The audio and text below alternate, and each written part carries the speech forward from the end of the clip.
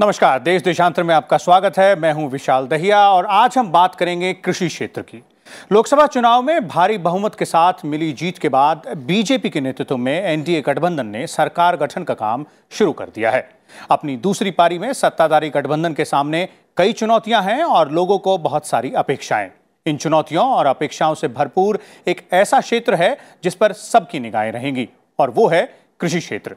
तो कृषि क्षेत्र में नई सरकार से क्या अपेक्षित है और उसके सामने क्या चुनौतियां हैं, इस पर बातचीत करने के लिए हमारे साथ कुछ खास मेहमान मौजूद हैं स्टूडियो में। आइए सबसे पहले मैं उनसे आपको मिलवाता हूं। हमारे साथ प्रोफेसर रमेश चंद हैं, सदस्य हैं नीति आयोग के कृषि से जुड़े मामलों पर, और इसके अलावा हमारे साथ डॉक्टर पीके जोशी हैं, साउथ एशिया डायरेक्टर हैं international food policy research institute नई दिल्ली में, और हमारे साथ वरिष्ठ पत्रकार कृषि के मामलों पर यतीश राजावत जी भी हैं। आप सबका स्वागत है राज्यसभा टीवी स्टूडियो में। और प्रोफेसर चांद, आपसे शुरू करता हूं। एक दूसरी पारी में जो सबसे महत्वपूर्ण क्षेत्र जो रहेगा इस सरकार के लिए वो कृषि क्षेत्र रहेगा, और इस बात की संभावनाएं जो पहले 5 साल का कार्यकाल था उसमें जिस तरह की योजनाएं रही और जिस तरह से फोकस रहा उससे भी अंदाजा लगाया जा सकता है। तो पहले 100 दिन में या फिर जो पहले 3 से 4 महीने होंगे उनमें पॉलिसी के हिसाब से कृषि क्षेत्र के लिए योजनाओं के हिसाब से क्या फोकस एरियाज रह सकते हैं और कहां ज्यादा फोकस करने की आवश्यकता है आपके हिसाब से? जी, जैसा आपने बहुत अच्छा शीर्षक दिया, अपेक्षाएं और चुनौतियां। तो क्या पॉलिसी होंगी, क्या स्कीम्स लागू होंगी, वो डिपेंड करेगा यदि हम अपेक्षाओं की सही तरीके से पहचान करते हैं। तो उसमें मैं ये केवल पहले संक्षेप में कहना चाहूँगा कि मुख्य तौर पर 3 तरह की अपेक्षाओं को हमें अपनी नीतियों से एड्रेस करना है। जी। पहली अपेक्षा है पैदावार या किसानों की, उन्हें अच्छी आय हो, उनको अपने जीवन का स्तर ऊंचा करने का अवसर मिले, यह उनकी अपेक्षा है। दूसरे वर्गों की तरह वो भी एक उन्नति की ओर अपने आप को, अपने परिवार को लेकर जाएं। जी। दूसरी अपेक्षा है उपभोक्ता की, कि ऐसा ना हो किसान की अपेक्षा पूरी हम करने में जो उपभोक्ता है उसको नज़रअंदाज करें और इन्फ्लेशन बहुत ज़्यादा हो जाए, 10% हो जाए, 11% हो जाए। तो दूसरी अपेक्षा उपभोक्ता की है कि मुझे जो फूड मैं ख़रीदता हूँ वो उसका मुझे एक सही मूल्य मिले और इन्फ्लेशन कहीं बहुत ज़्यादा मुद्रास्फीति ना हो जाए। तीसरी अपेक्षा हमारी इकॉनमी की है, आर्थिकता की, कि जो हम देश को 9% की वृद्धि पे ले जाना चाहते हैं इकॉनमी को और नया भारत बनाना चाहते हैं, उसमें कृषि क्षेत्र अपना एक योगदान दे। जी। इसको पृष्ठभूमि में रखते हुए जो आपने बात की पहले 100 दिन में क्या होना चाहिए, तो सबसे पहले उसमें ये आता है कि किसान की आय को हम कैसे बढ़ा सकते हैं, जिसका प्रधानमंत्री जी ने ऑलरेडी एक टारगेट दिया हुआ है कि 20 और 22 तक हम उसको दोगुना कैसे करें। उसको दोगुना करने के लिए हमने नीति आयोग में 7 सोर्स जो हैं वो आइडेंटिफाई किए थे। उनमें सबसे पहला एक सोर्स था कि जो कृषि का उत्पादन है उसमें जो वृद्धि दर है वो लगभग 4.5% होनी चाहिए। तो यदि हम पिछले 3 साल में देखें तो उसकी जो वृद्धि दर है वो 4.75% रही है जब से ये डबलिंग फार्मर इनकम का प्रधानमंत्री जी ने एक गोल हमें दिया है। तो सबसे पहले हमें अपने टेक्नोलॉजी, अपने इनपुट्स, अपनी एक्सटेंशन, उनको सुदृढ़ बनाए रखना है ताकि जो हमारा पहला सोर्स है किसान की आय में बढ़ावा करने का, हम उस पे ऑन ट्रैक रहें, उनको कंसोलिडेट करना है। तो उसके लिए ICR, state agriculture university, extension system, inputs, बहुत सारी चीज़ें, टेक्नोलॉजी, वो सब उसमें आ गई। दूसरा ये है कि किसान को जो प्राइसेस है वो अच्छी मिले, जो अब मिल रही है उससे अच्छी मिले, और साथ में इन्फ्लेशन भी ना हो। इसीलिए आपने देखा होगा कि पिछले वर्ष के बजट में MSP को एक नया रूप दिया गया और सरकार ने प्रोक्योरमेंट को भी एक्सपेंड किया। इसमें जो है ये सबसे मुश्किल काम है और ये सबसे ज़्यादा प्रभावशाली भी है किसान की आय बढ़ाने के लिए। न्यूनतम समर्थन मूल्य को बढ़ावा देना वो एक है, किसानों को एक नई कीमतें मार्केट के थ्रू दिलाना, वो भी एक इसका भाग है। जी। न्यूनतम समर्थन मूल्य हम केवल 23 फसल का अनाउंस करते हैं, लेकिन इस देश में 70-80 फसलें पैदा होती हैं।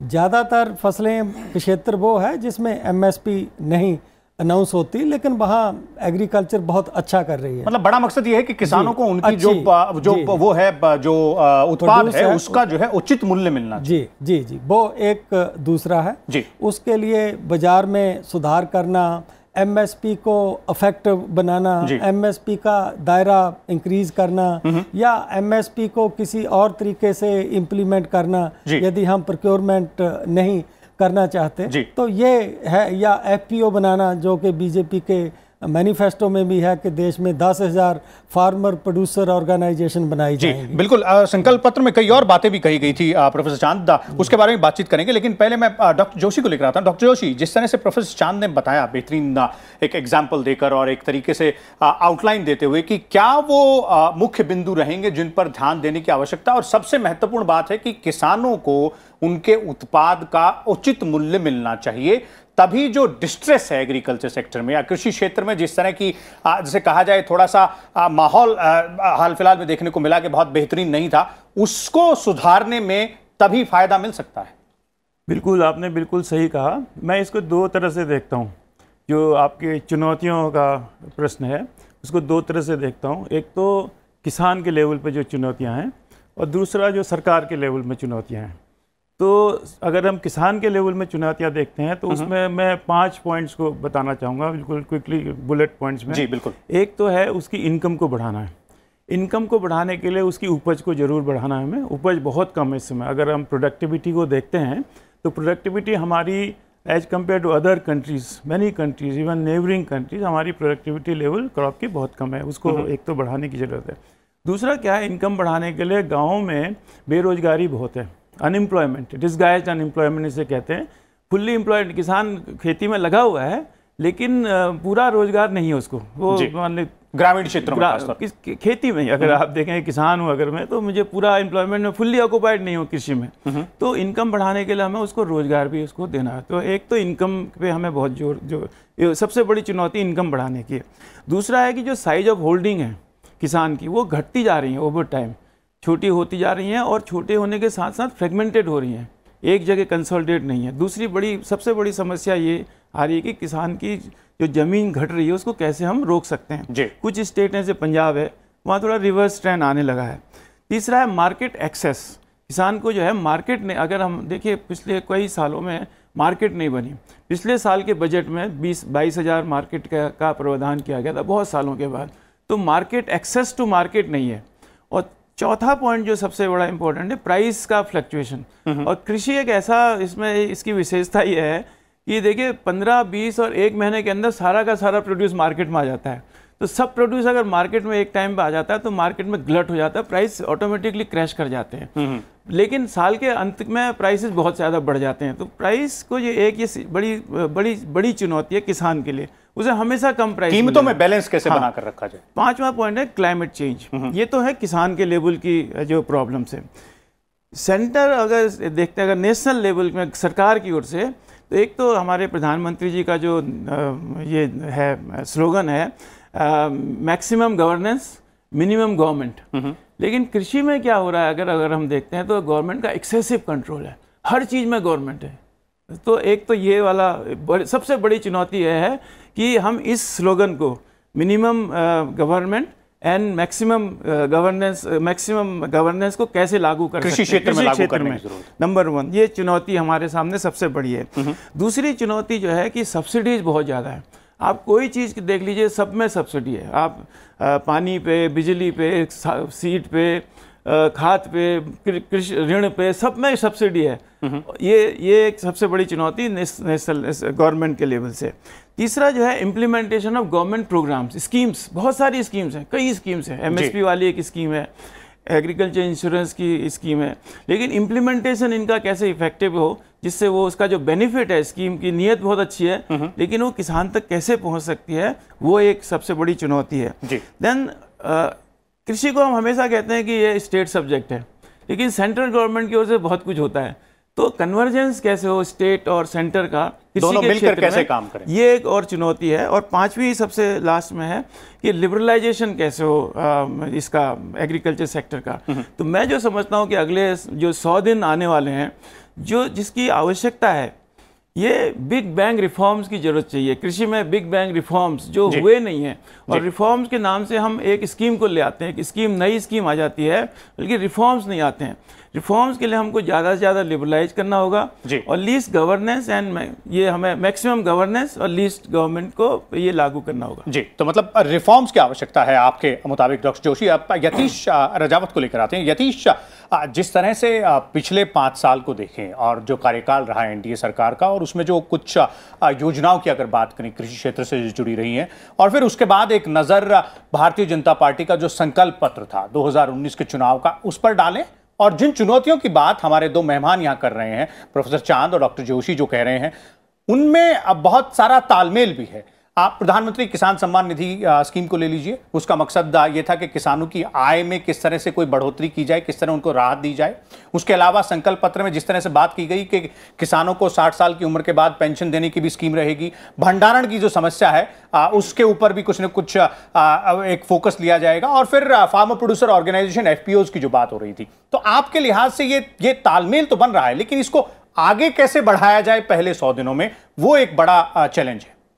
विशाल, 3 प्रमुख बिंदु हैं। पहली चीज़ ये है कि देश में कई डिस्ट्रिक्ट और तहसील ऐसी हैं जिसमें ड्राउट हो रहा है। मराठवाड़ा का पूरा एरिया देखिए, वहाँ पर ड्राउट है, तो वहाँ पर रबी की क्रॉप लगी आएगी नहीं, तो वहाँ पे किसान पहले भी कई आत्महत्या कर चुके हैं। तो अगर इमरजेंसी पॉइंट ऑफ व्यू से देखे जाए तो जो ड्राउट प्रोन एरियाज़ हैं महाराष्ट्र में, गुजरात में, तमिलनाडु में, आंध्र प्रदेश में, उस पर इमीडिएट फोकस की ज़रूरत है, क्योंकि पिछले 3 महीने में वो लोग सफ़र कर रहे हैं। जी। दूसरा रहा स्ट्रक्चरल या फंडामेंटल चेंज। कृषि में आप क्या लाना चाहते हैं, वो आपका लॉन्ग टर्म प्लान रहा। उसी के अंदर बाकी सब चीज़ें आती हैं, जैसे वो FPO डाल दीजिए या आप MSP डालिए। लेकिन एक फंडामेंटल चेंज जो 2014 के मैनिफेस्टो में भाजपा के था, वो 2019 के में उस गहराई से नहीं गया है। वो है कि आपको कृषक को एक डिपेंडेंट की तरह नहीं समझना चाहिए, आपको उसको एक स्मॉल बिजनेसमैन की तरह देखना चाहिए, और उसकी नेट इनकम देखिए, इनकम मत देखिए। क्योंकि जब जैसी इनकम देखना शुरू करते हैं तो हम MSP देखना शुरू करते हैं और प्रोडक्टिविटी देखना शुरू करते हैं, लेकिन उसके जो इनपुट कॉस्ट हैं वो बढ़ रहे हैं। तो वो जो घर जो पैसा ले जाता है बेच के, फसल को बेच के जो घर पैसा ले जाएगा, उसमें से कुछ पैसा वो अपने लेबर को देगा, कुछ पैसे की उसको बकाया उसको फर्टिलाइजर का देना चाहिए। अब आप देखें लेबर, जो फार्म लेबर है नॉर्थ का, आप पूरा देख लीजिए, पंजाब, हरियाणा, हिमाचल और राजस्थान के भी कुछ एरियाज, गंगानगर और ये, इसमें मध्य प्रदेश के ऊपर इलाके देख लीजिए, बुंदेलखंड में तो खैर ड्राउट चल रहा है। वहाँ का जो माइग्रेटरी लेबर था और उसकी जो प्राइस है जी, वो बढ़ रही है, और 2 कारण है उसके कारण। एक तो शुरू में मनरेगा की वजह से बढ़ी, लेकिन अब वो बढ़ रही है क्योंकि सरकारी स्कीम्स की वजह से। तो ये सरकार को अकाउंट में लेना चाहिए कि ये स्कीम का बेनिफिट भी जा रहा है, लेकिन इसका लेबर इन्फ्लेशन भी हो रहा है। जी। तो नेट इनकम किसान की कम हो रही है, फुल इनकम ज्यादा बढ़ सकती है MSP की वजह से। आपने MSP 18% बढ़ा दिया, लेकिन नेट इनकम उसकी बढ़ी सिर्फ 8%, 3%, 4%। तो ये बहुत इंपॉर्टेंट पॉइंट है, ये फंडामेंटल चेंज है। दूसरा है कि प्राइसिंग। हम प्राइसिंग की जब भी बात करते हैं, हम दाम की बात करते हैं, तो हम ये कहते हैं कि MSP इशू है, MSP को बढ़ाना। और किसान की जितनी भी बड़ी संस्था हैं वो भी MSP पे फोकस करती है, लेकिन MSP सिर्फ प्रोक्योरमेंट का X% है, वो पूरे मार्केट के अंदर बेस प्राइस नहीं एस्टैब्लिश करता, पहली चीज। दूसरी चीज, MSP या प्राइसिंग मार्केट एक्सेस या प्राइसिंग प्रॉब्लम नहीं है, वो लॉजिस्टिक प्रॉब्लम है। जैसे रमेश जी भी कह रहे थे कि 1 महीने में सारी फसल मार्केट में आ जाएगी, या 1 हफ्ते में सारी फसल मार्केट में आ जाएगी। जब सप्लाई इतनी हाई होती है तो उससे प्राइस गिर जाता है। MSP में प्रोक्योरमेंट मान लीजिए 10% हुआ, बाकी 90% तो किसान को बेचनी पड़ती है। तो इसको हमको एज ए लॉजिस्टिक प्रॉब्लम देखना चाहिए कि, और इसको दुनिया भर में लॉजिस्टिक प्रॉब्लम देखा गया है कि उसकी शेड्यूलिंग लॉजिस्टिकली इस तरह से हो जिसके अंदर वो उसको जब लाए जब उसका बायर हो मार्केट में। जी। तो उसको शेड्यूलिंग प्रॉब्लम देखेंगे तो आप एक एफपीओ को क्रिएट कर सकते हैं। एफपीओ के अंदर कानून बहुत बढ़िया बना है, लेकिन कानून में बहुत कमी है। कमी बेसिक ये है उसमें कि जब आपने एफपीओ बनाई, किसी भी फार्मर ने मिलजुल के एफपीओ बनाई, तो उसको चलाएगा कौन? और चलाने के लिए, क्योंकि वो नॉन प्रॉफिट मॉडल में है, उसको चलाने के लिए जो खर्चा है, मान लीजिए आप किसी प्रोफेशनल एग्रीकल्चर इकोनॉमिस्ट को या एग्रीकल्चर ग्रेजुएट को हायर करते हैं, तो उसको आप कहाँ से तनख्वाह देंगे?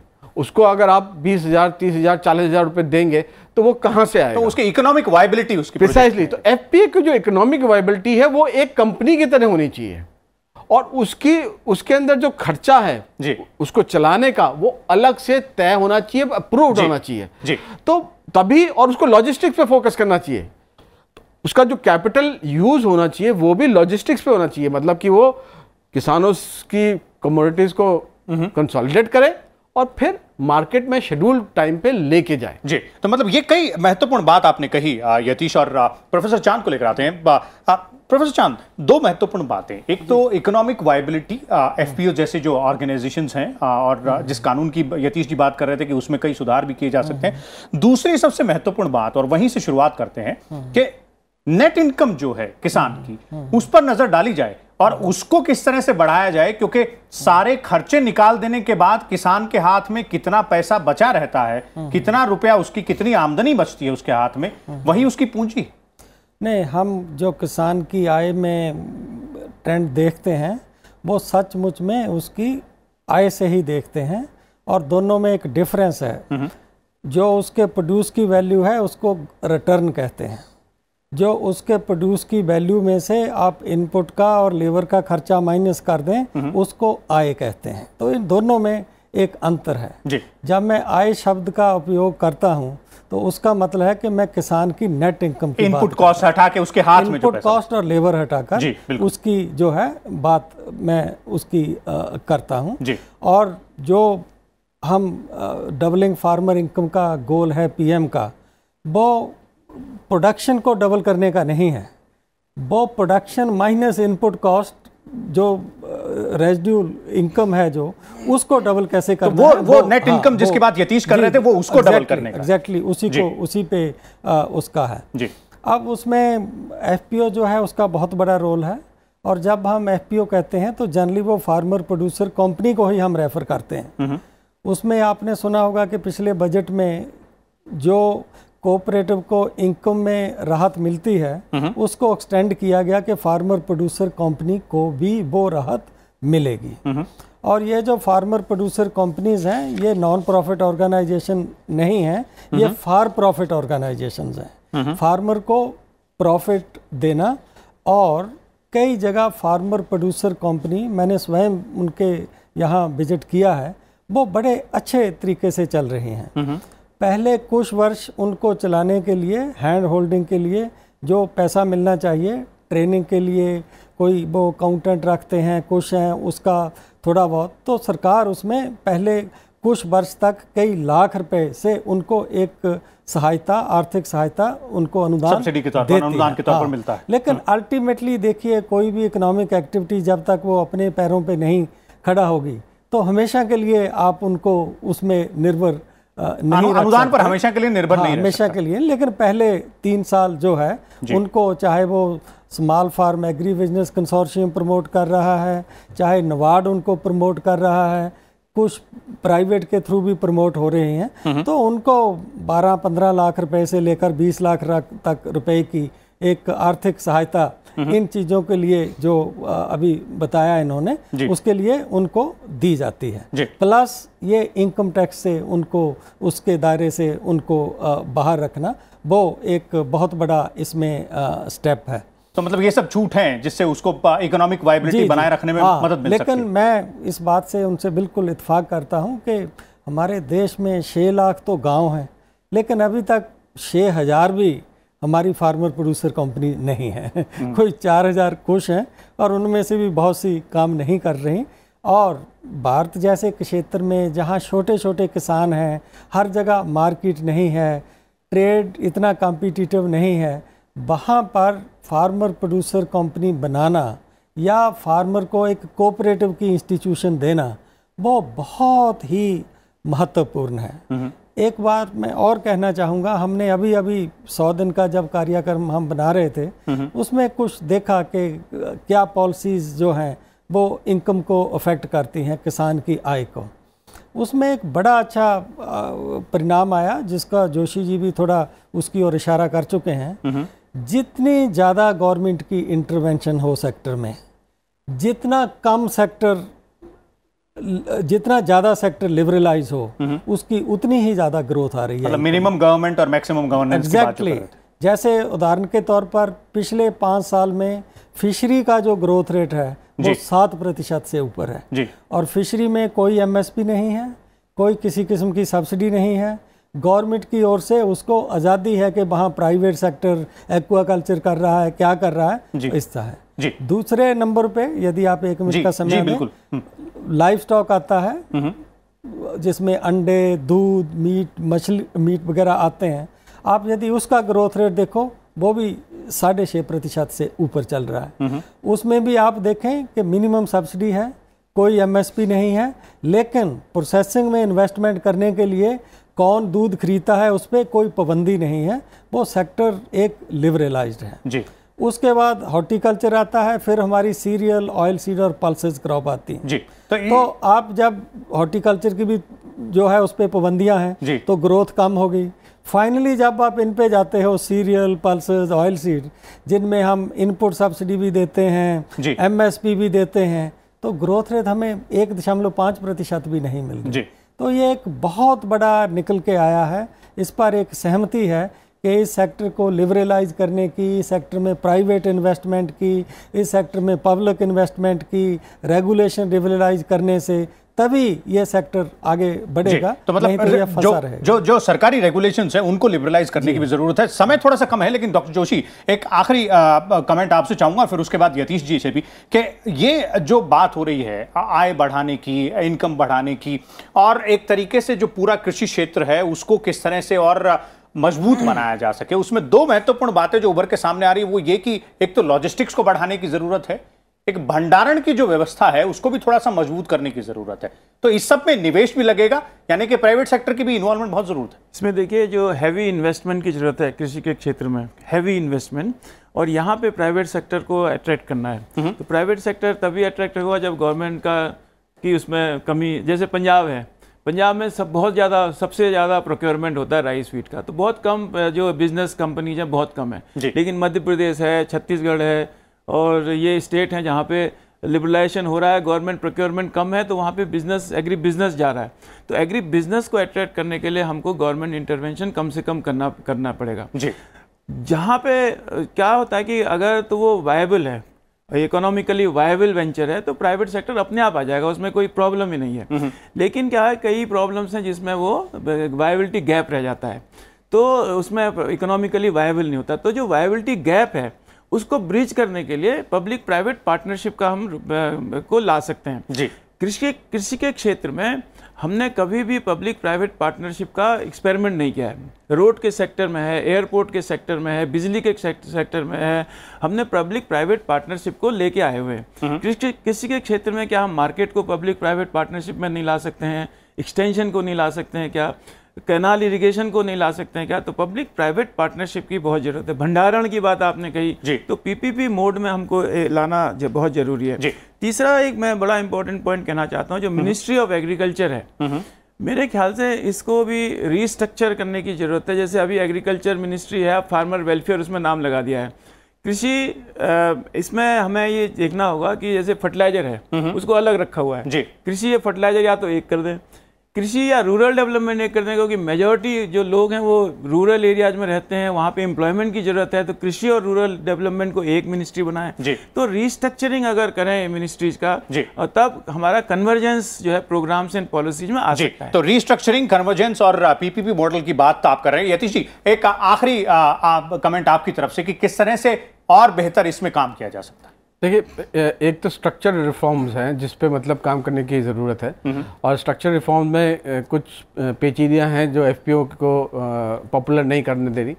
मैं ये नहीं मानता कि सिर्फ प्राइवेट सेक्टर इन्वेस्टमेंट से ही ये काम हो सकता है। दुनिया में जहाँ पे भी कृषि उपजाऊ या वो कृषि प्रमोट हुई गई है, चाहे आप फ्रांस चले जाएं, चाहे डेनमार्क चले जाएं, वहाँ पे सरकार ने काम किया है। क्योंकि देखिए कुछ चीज़ें प्रॉफिटेबल एज ए इनिशिएटिव नहीं हो पाती हैं, तो उसमें आप ये पैसा झोंक दें कि इसको हम वायबिलिटी गैप से फंड करके, या उसको हमने रोड्स पे ट्राई किया वायबिलिटी गैप, और आपने देखा जितनी भी कंपनी वायबिलिटी गैप में आई वो सब या तो बंद हो गई या खत्म हो गई, क्योंकि उन्होंने वायबिलिटी गैप को ही गेम कर दिया सिस्टम को। तो वो गेमिंग ऑफ सिस्टम जो प्राइवेट सेक्टर का है वो इसमें इन्वॉल्व हो जाता है। तो इसके अंदर जो स्ट्रक्चरल रिफॉर्म्स है वो सरकार को ओन करने पड़ेंगे, क्रिएट करने पड़ेंगे। क्या फॉर्मेट में करते हैं, एफपीओ के फॉर्मेट में करते हैं, किसी और फॉर्मेट में करते हैं, वो एक डिस्कशन का इशू है जी।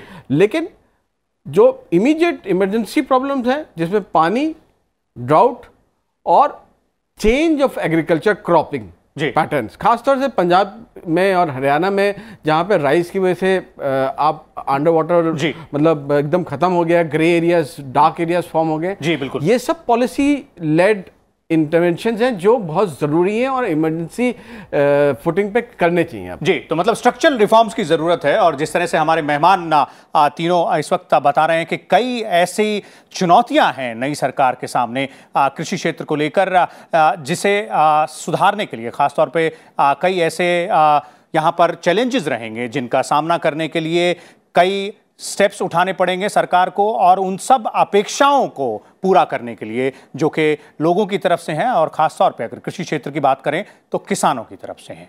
हम फिर हाजिर होंगे कल एक नए टॉपिक और कुछ नए मेहमान के साथ। तब तक देखते रहिए राज्यसभा टीवी।